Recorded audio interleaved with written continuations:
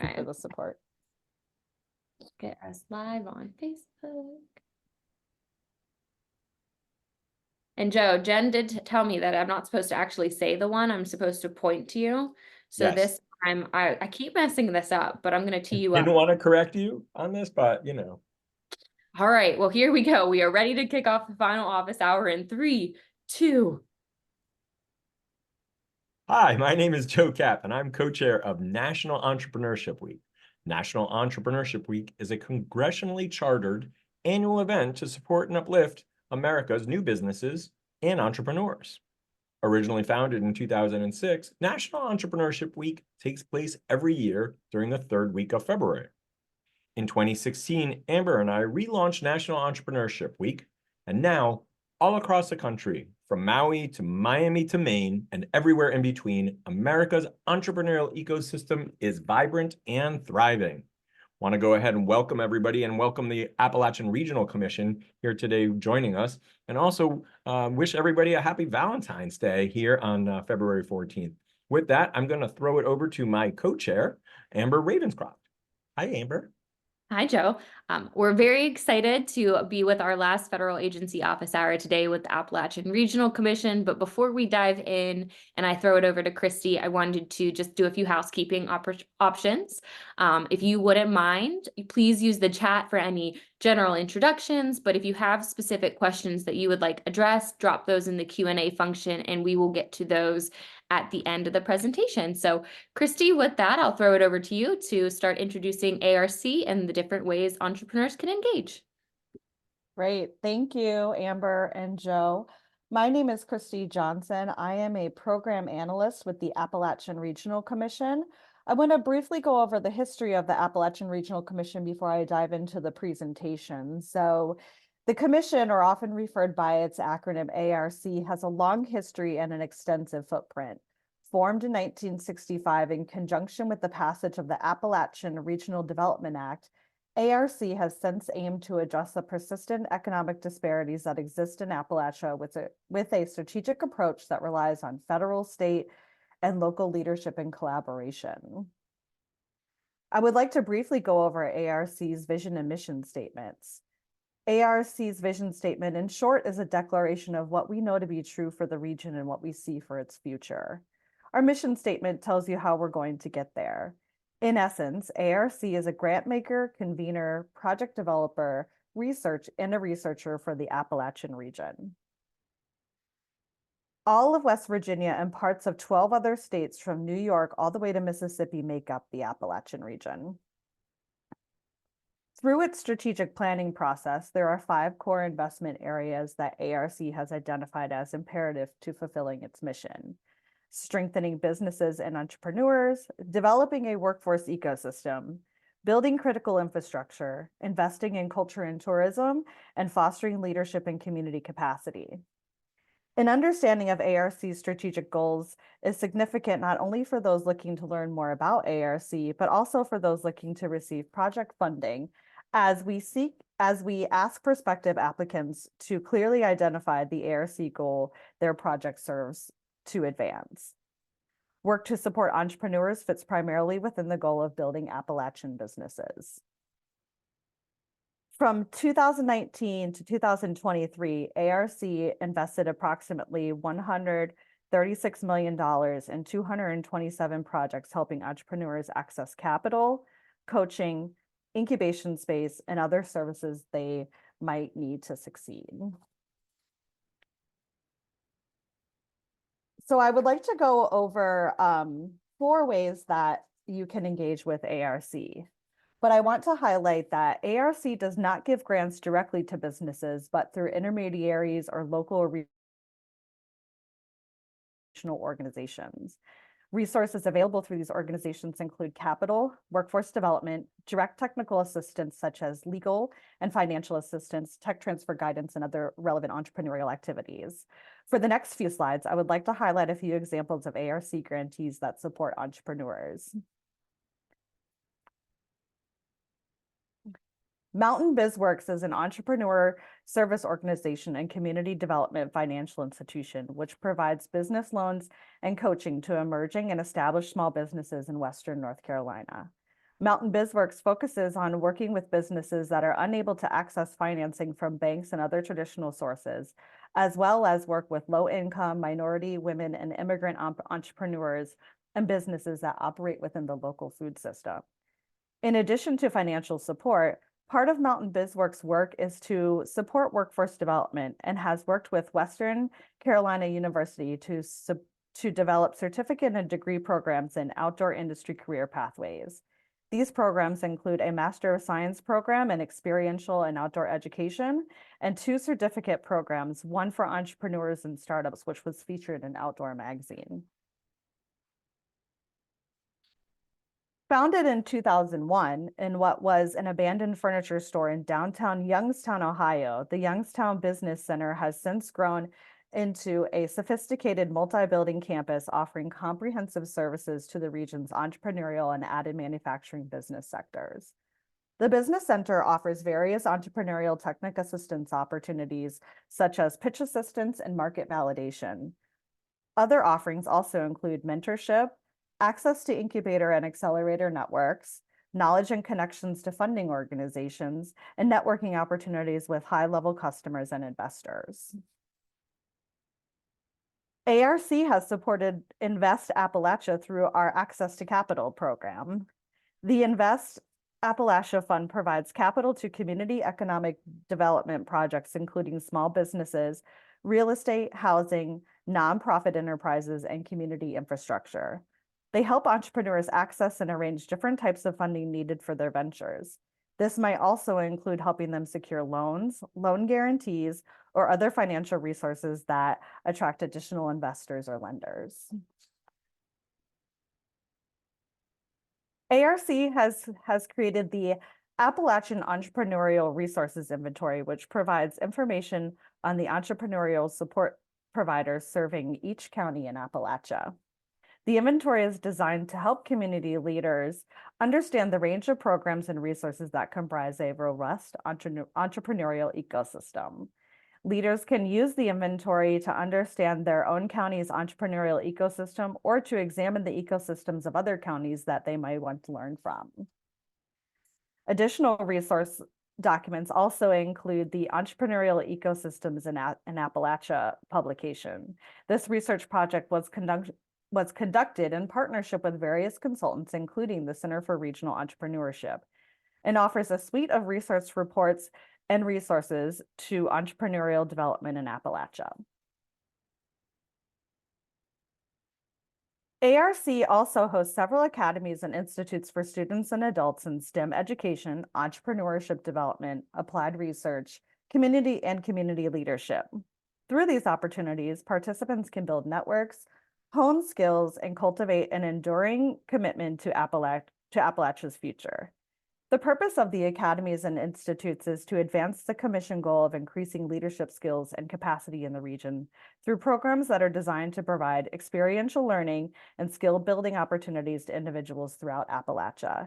Each one of the learning tracks within the academies and institutes has a unique application process, curriculum, and eligibility requirements. All costs associated with these programs will be covered. Participants will not need to pay for travel, lodging expenses, meals, or other things related to travel. And finally, the last way of the 4 that I would like to highlight as far as interaction with ARC, I would like to invite everyone to connect with ARC via our social media platforms and our newsletter to stay up to date with ARC activities in the entrepreneurial ecosystem. Before ending the presentation, I also just want to be able to have the opportunity to run through the funding opportunities that ARC provides.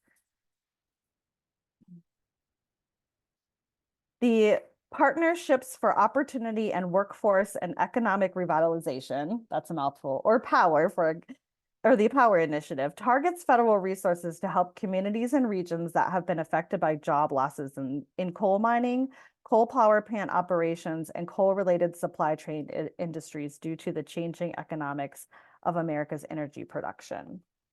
Since 2015, ARC has invested nearly $422 million in 507 projects touching 365 counties across Appalachia, Appalachia through the Power Initiative. Planning and implementation grants are available through this initiative. Power supports fostering entrepreneurial activities through access to capital, creation, support, and growth of entrepreneurial ecosystems, development and deployment of entrepreneurial educational programs, and investment in the region's natural and cultural assets. ARC, I just want to highlight this because this is important in case you're interested in this funding opportunity. ARC will host a virtual pre-application workshop tomorrow, February 15th. You can find out more about this via the ARC website. The Appalachian Regional Initiative for Stronger Economies, or ARISE initiative, aims to drive large-scale regional economic transformation through multi-state collaborative projects. ARC is accepting RISE concept papers on an ongoing basis. Concept papers will be reviewed in batches every 2 months. The third round of concept paper submissions in February 29th. ARISE supports fostering entrepreneurial activities through inclusive economic development strategies and investments in entrepreneurship and business development. Reach out to your state program manager for more information. You can access contact information for your state program manager via the ARC website. The Investment Supporting Partnerships and Recovery Ecosystems, or INSPIRE, addresses the substance abuse disorder crisis across the Appalachia by creating or expanding a recovery ecosystem that will lead to workforce entry or re-entry. Planning and implementation grants are available through this initiative. INSPIRE supports entrepreneurial activities through coordinating funds to assist individuals in recovery to access an organized set of recovery services while pursuing training and education necessary to obtain or maintain employment. ARC hosted a pre-application workshop on Thursday, February 8th to help prospective grantees learn more about this initiative. You can view a recording of that pre-application webinar on the ARC website. So once again, I just want to thank you for attending these virtual office hours today. I hope that gives you a pretty good overview of ARC, how we support entrepreneurs, and some of the funding programs that we offer. Here's my contact information if you have any additional questions and you have any interest in reaching out following the office hours. And with that, I will, I guess, turn it over for the Q&A. Thank you. Great. What a great presentation. And I know from personal experience and having worked and lived out in Appalachia, just the amazing work that the ARC does.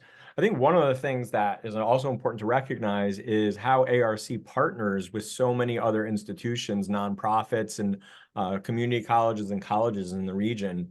And so for those folks who may think, well, maybe I'm not necessarily eligible for program funding or particular programs, reaching out also, because I know that when I was working with Eastern West Virginia Community and Technical College, we did a lot of work with the Appalachian Regional Commission on a number of different programs and grants. And so for those folks who are thinking that they want to be able to apply for funding, partnering with a nonprofit institution or institution of higher education is a great way to be able to access some funding in unique ways for programs that can help support the community. I think it's important to recognize those partnerships are really important. Thank you for highlighting that, Joe. I appreciate that. Yeah, no, absolutely. It was super useful for the work that we were doing. Amber, I know there's a couple more questions that came up as well.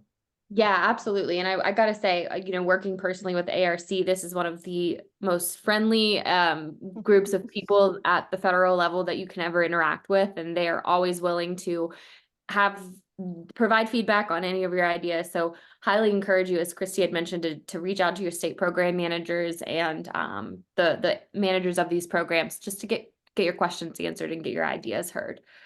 So Christy, does the ARC provide assistance? I know you touched on this a little bit when you talked about not directly to entrepreneurs, but does the ARC provide assistance with business planning and development? We do. So while not direct technical assistance is provided to private businesses, ARC does have an array of entrepreneurial support via our research and evaluation data report tool that we have on our website. Also, I think, and this is kind of piggybacking on what Joe said, I want to highlight that ARC collaborates with a network of partners, including small business development centers, economic development organizations, universities, as Joe mentioned, and industry experts to provide businesses with access to resources for business planning and development. These resources could include anything from business consultants, industry-specific and guidance, market research data, and other tools that might help businesses refine their plans and strategies. And that And I know- market research, I'm sorry, Amber, that market research, you guys have so much data on ARC and the market research stuff. But it's really consumable too. Like it's not like wading through like that, like pages and pages of research. Like it's very friendly for folks that are not research minded. So I would get props to that, because like I've used that several times and I know several people share that. It's very user friendly, your research repositories. I'm happy to hear that. Yeah. And on the website, for anyone that is interested, that research and evaluation data tool, it's like a searchable option. So it's like a database there where you can search on subject matter and specific data that you're seeking. And of course, as Amber mentioned, ARC staff is always available to assist with any questions or navigating the website, things such as that. And I know your research portal has a big section, like a big section of entrepreneurship and entrepreneurial ecosystems. I did want to like on the entrepreneurial ecosystem, because we talk about National Entrepreneurship Week as the natural, it's a national ecosystem. We're connecting those folks. I think ARC has been really visionary on tapping into the importance of ecosystems and the work that they're doing. So can you just speak a little bit to kind of ARC's, you are a partnering organization that funds the business and resource providers primarily. So kind of what is ARC's role in the ecosystem in Appalachia supporting businesses and entrepreneurs? So we work with the organizations that we fund through our various grant programs to make strategic connections. So that's one way that we support the ecosystem. We're also like folks in my position and others that work on my team are also traveling to national conferences and others that are related to entrepreneurship and ecosystem development so that we can gain strategies, maybe impart some wisdom that we may have onto some of our partners and some of our grantees, and then also to convene.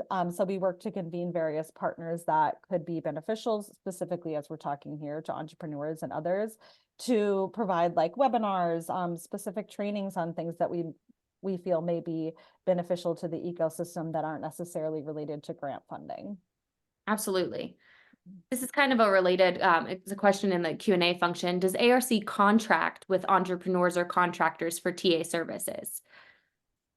We do, and it's very specific to some of the reviews that we do of some of our funding programs. Yeah, that's the best answer I can give. I can give that. No, I know. I know you guys do you do pretty rigorous evaluations, and you also have the ready programs, which I believe are contracts versus grants. Am I correct? Yes. I'm not sure if I want to give misinformation about Ready. But the Ready program is specifically for nonprofit organizations to gain capacity. And so they enter into the program and then receive a grant following completion of the program. Gotcha. I should have highlighted that on here, so I apologize. But again, please feel free. No. Yeah. And just to this point, I'm not sure exactly what Lori's getting at here in particular, but the collaboration with a local community college, nonprofit, or the university is a really, really good way, because I know that most government agencies contracting directly is not necessarily the way that they go about things, but they use an intermediary. And I know from my own experience in working at Eastern West Virginia Community and Technical College that when I was the entrepreneur in residence there, whether it was ARC funding or other funding, the vehicles came as a result of opportunities for me collaborating as an entrepreneur contractor to the community college. So I would encourage folks who are really considering that, because in many regards, the Appalachian Regional Commission is trying to get scale for the work that they're doing. So not just in one particular community, but really looking broadly, from New York all the way down to Mississippi, how can they go ahead and have impact? And so in order to be able to be most effective, oftentimes they'll go ahead and work with local nonprofits or community colleges and universities. So whoever's asking that question, really consider finding how your community colleges, and if they're not going after funding, encourage them to go after funding, because there are opportunities for them and for you to be able to work hand in hand. So sorry, I'm doing a little bit of a plug there, but I experienced No, this myself. absolutely. I was gonna reiterate that, Joe, that the grants need to go to certain entities, but those entities are allowed to have partners that they subcontract or subaward funds to, and they can be for-profit partners, but you have to go through contracting and federal procurement processes and be mindful of that. But that is a great opportunity for you to be engaged in your local community. And if your local community is not going for those grants, you could take it to a community college partner and say, hey, have you guys heard of this? Like, this could be something. There's a big power of partnership. We've heard threaded throughout these federal agency office hours that very rarely will you find success alone working independently. But if you can find strategic partners and really put together a robust program, I think that's where a lot of the success comes. And ARC is great at that partnership piece. And Amber, let me just add one other thing, because you know this really well, is that, you know, if you're an individual entrepreneur or a contractor and you are trying to go after federal government funding, let me say that there is a lot of things that you need to do. You need to get a SAMS number. You need to go ahead and from a reporting perspective. And so there's an actual added benefit of working with one of these organizations that has done a lot of the contracting already, because they have the systems in place to do the proper reporting and making sure that you don't run afoul of any of the reporting requirements and those sorts of things. So again, I would really encourage you to identify a partner to go after these funding grants, and not least of which is what you said, Amber, which is the partnering is what a lot of the agencies that we've been hearing that theme all across the board. Yep. Yeah, and sorry, I just please. wanted to add a little bit to that as well. A couple of things. One, power is partnerships are a huge component of what ARC views as a successful proposal for funding opportunities. As Amber, you said, you already did that as a grantee.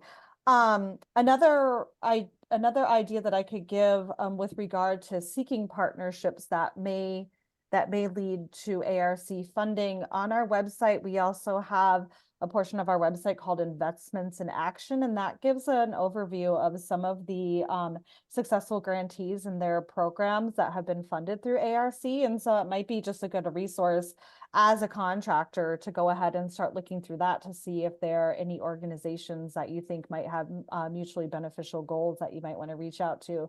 Again, as a convener, ARC can assist with that as well. The second thing, kind of unrelated, I just wanted to make sure I looked it up real quickly. We do currently have a solicitation for services out for a contractor to administer a training program for Ready. I don't know, so those things do come up. Contracting opportunity just do come up through ARC, but again, it's more so about either implementing the functions of our grant opportunities or for review of our grant opportunities. So if that's your area of expertise, I would encourage you to take a look at that as well. Absolutely. Can you speak a little bit to, I know that there is these like construction versus non-construction. Are there resources available through ARC for technology, for equipment upgrades, for those types of resources for businesses? Sure. So again, and I think this is a little bit of a unique presentation because ARC funds organizations or local and regional governments to carry out entrepreneur support activities. So we don't have funding opportunities that go specifically to entrepreneurs, but we fund through grant programs aimed at supporting technology investments in the region. These grants may be used for purchasing new equipment, upgrading existing equipment, technology infrastructure, or implementing some innovative solutions to improve productivity and competitiveness for the entrepreneurial support organizations. ARC does also invest in community broadband expansion projects, which will obviously improve connectivity in rural and underserved areas that would enable businesses to access advanced technology solutions. That's great. Yeah, I don't think I realized all of that around the technology. What about recruiting and training employees? We know that that is kind of a challenge for entrepreneurs, workforce, and finding a talent pool can be a big challenge. What is ARC doing in that space? So as Joe was talking about before, ARC collaborates with educational institutions, including community colleges, vocational schools and workforce training centers to develop and deliver training programs tailored to local business needs. These partnerships can help to ensure that training programs align with your business's needs and provide individuals with skills that, a specific entrepreneur may be seeking as they expand staff. ARC also provides funding through grant programs aimed at supporting workforce development initiatives in the region. These grants may be used to establish or expand training programs, develop curriculum, purchase equipment for workforce development training programs, and provide other resources necessary to train individuals for in-demand jobs or within key industries. So these types of grantees can also support development of your workforce as well. Awesome. I know that working primarily on the education side, on my end of the education nonprofit, ARC does a lot around youth pipelines and building up the future generation of Appalachian as well. So could you speak? I know you touched on, you have the institutes, the Appalachian Entrepreneurship Academy. Kind of, can you talk a little bit about ARC? I think is really unique in how they've also provided opportunities for people to play a long game with entrepreneurship, where it's there's this jobs created right now, but there's also investment in opportunities that create a larger generation change in ARC. So I don't know if you want to just speak to that in terms of like the overall vision and kind of why ARC is prioritizing both. Sure. So if you remember from the presentation, one of the funding priorities of ARC is strategic workforce development, and workforce development is not my subject matter expertise. We do have a team of folks at ARC that works specifically on these projects that could probably talk more at length about the intricacies of them, and would be happy to connect. But I mean, I think it goes back to the whole idea of a strong entrepreneurial and entrepreneurial ecosystem, and workforce plays a key component in that. It wouldn't be a viable option for entrepreneurs or businesses to thrive and grow if there wasn't an available workforce that was there. And so I think it's just because it's part of the, broader vision of holistically increasing the economic competitiveness of Appalachia. I hope that answers it. Absolutely. Yeah. I know that having worked with ARC, what struck me compared to so many of the other agencies was just how many people who work for the Appalachian Regional Commission. There's such a passion. They come from the region.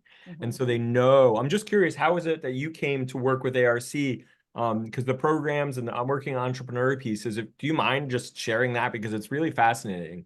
Oh, sure, absolutely. So, my mother is from Appalachia. She's from Kentucky. And I live very, very close to the border of what is technically Appalachia, but not inside of it. Which part of Kentucky did she come from? From Winchester, Kentucky.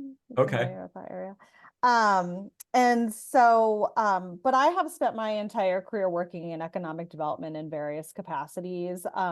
Primarily within the Washington, D.C. region where the ARC headquarters is located, but I also spent some time working in Western Maryland, which is technically part of the Appalachian region. Sure, that the finger area sticks in there. Yeah, exactly. And so just having worked in more affluent communities for the majority of my career, I was really drawn to the work that is being done in Appalachia to really work on the ground with folks within the Appalachian region to make some of these connections between like organizations that have mutually beneficial goals, to strategically invest in the region for the purposes of, elevating the businesses, expanding the workforce, some of the other key funding priorities.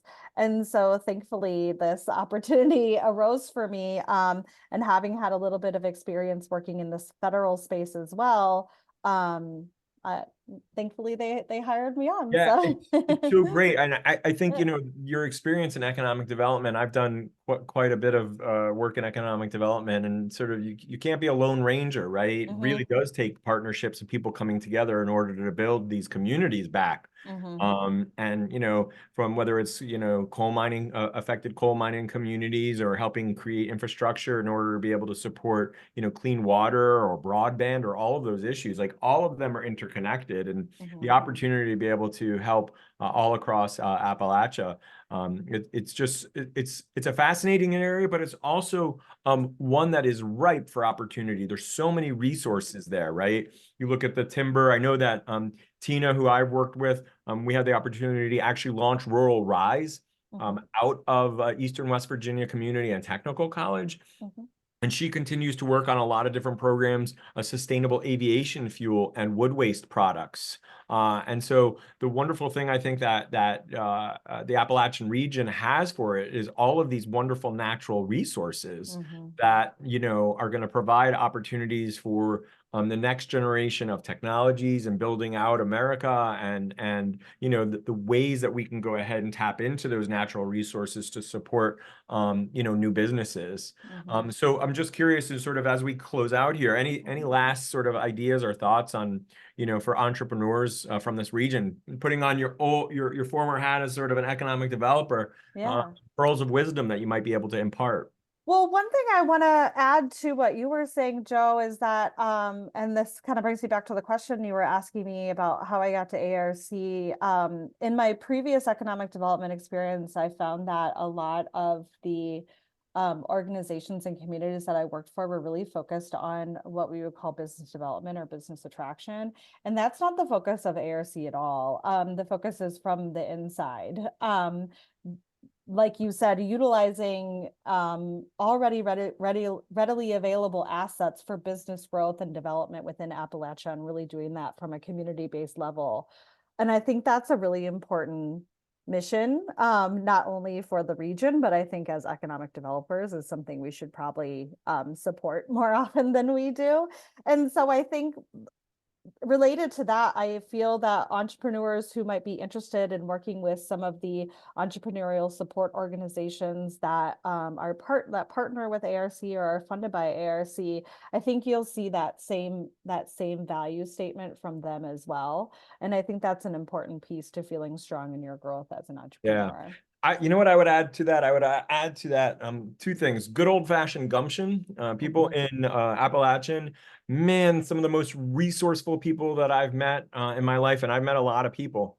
And also levels of loyalty that I think are unparalleled.